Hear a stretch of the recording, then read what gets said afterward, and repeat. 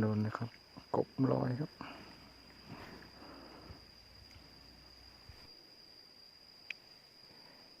ลูกปลาช่อนครับ